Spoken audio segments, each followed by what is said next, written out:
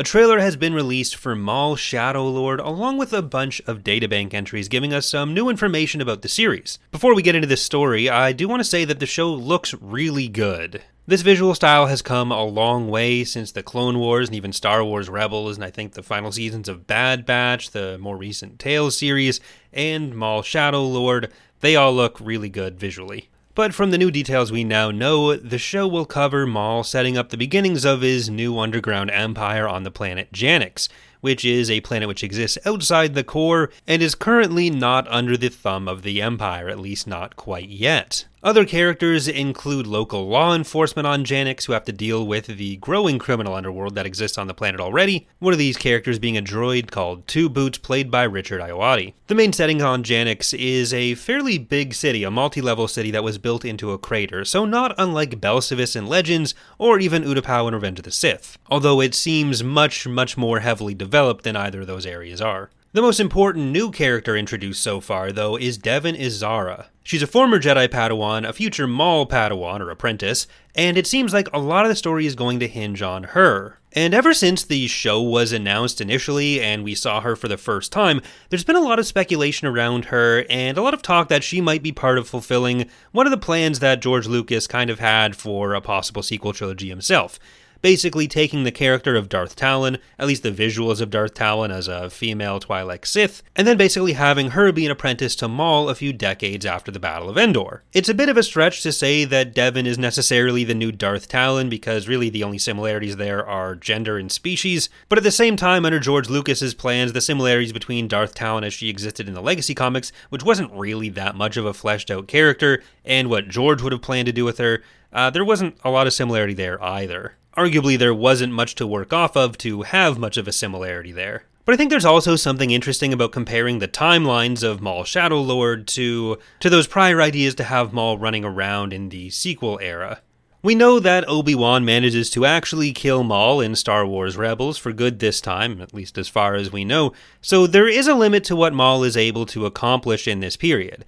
We have his appearance in Solo, we know what he's doing with the Crimson Dawn, so he's a big underworld figure in the Imperial period, but we're definitely not looking at the birth of a new pair of Sith to exist into the New Republic period. After all, Palpatine fills that role as well. But what we don't know yet is what that means for Devon's fate. A big theme of the show, as relayed by the voiceover in the trailer, is talking about the things that people need to do to survive in this new order. So I think we're going to see a lot of struggling within Devon for whether she sticks to her Jedi teachings or if she takes in some of the things that Maul is trying to teach her.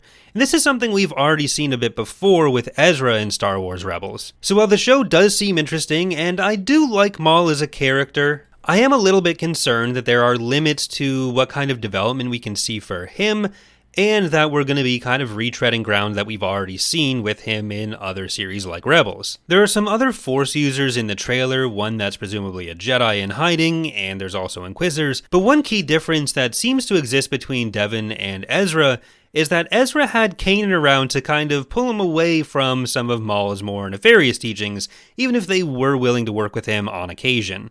So I think it'll be interesting to see what Maul can convince someone to do without that kind of moderating influence. Historically, I would say we usually see characters like this turn against their dark side teacher and become lightsiders, or at least start the journey in that direction by the end of the series. We've seen that to a certain extent with Ventress and Reva, and I feel like we're going to see that with Shin Hati as well. But I would like to get the sprinklings of some setup for some later dark side Force users to be in the galaxy, something for Rey's Jedi to go up against. I don't really want to see more Rebels versus Empire in the future, but having some more lightsaber battle opportunities would be fun. If I had to put my money on it now, I would probably say that Devon doesn't stick with Maul, and she's unlikely to become a full-on dark side apprentice that just stays on the dark side. The show's going to debut with 2 episodes on April 6th, and then there will be 2 episodes per week until the finale on May 4th.